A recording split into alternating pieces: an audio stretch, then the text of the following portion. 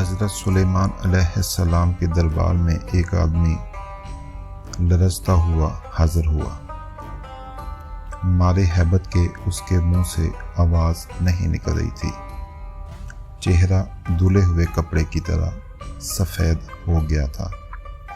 حضرت سلیمان علیہ السلام نے اس کی یہ کیفیت ملاحظہ فرمائی تو پوچھا، اے خدا کے بندے، کیا بات ہے؟ تو اتنا گھبرایا ہوا اور مضطرب کیوں ہے؟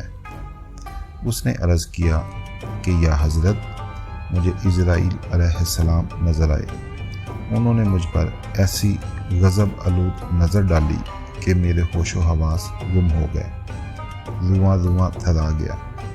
اب بار بار عزرائیل علیہ السلام کی وہ صورت آنکھوں کے سامنے آتی ہے، اس لیے مجھے کسی گھڑی بھی چین نہیں آ رہا۔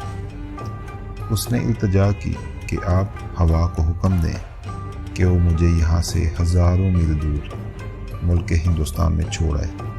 ممکن ہے اس تدبیر سے میرا خوف کچھ دور ہو جائے۔ حضرت سلیمان علیہ السلام نے اسی وقت ہوا کو حکم دیا کہ اس شخص کو فوراً ہندوستان کی سرزمین میں پہنچا دے۔ جو ہی اس شخص نے قدم زمین پر رکھا، وہاں عزرائیل علیہ السلام کو منتظر پایا۔ آپ نے اللہ کے حکم سے اس کی روح قبض کر لی۔ دوسرے دن حضرت سلیمان علیہ السلام نے بوقت ملاقات حضرت عزرائیل علیہ السلام سے دریافت کیا کہ آپ نے ایک آدمی کو اس طرح غور سے کیوں دیکھا تھا؟ کیا آپ کا ارادہ اس کی روح کو قبض کرنا تھا یا پھر اس بیچارے کو غریب الوطنی میں لاوارث کرنا تھا؟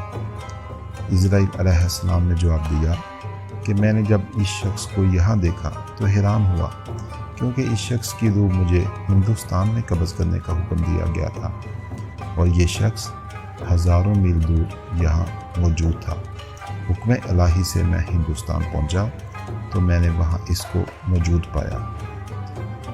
ان ساری چیزوں سے جو ہمیں سبق ملتا ہے وہ یہ ہے کہ انسان لاکھ تدبیر کرے، تقدیر اسے وہاں لے جاتی ہے جہاں اس کا نصیب ہو، اور وہ خود تقدیر کے عزائم پورے کرنے کے لیے اسباب فراہم کرتا ہے۔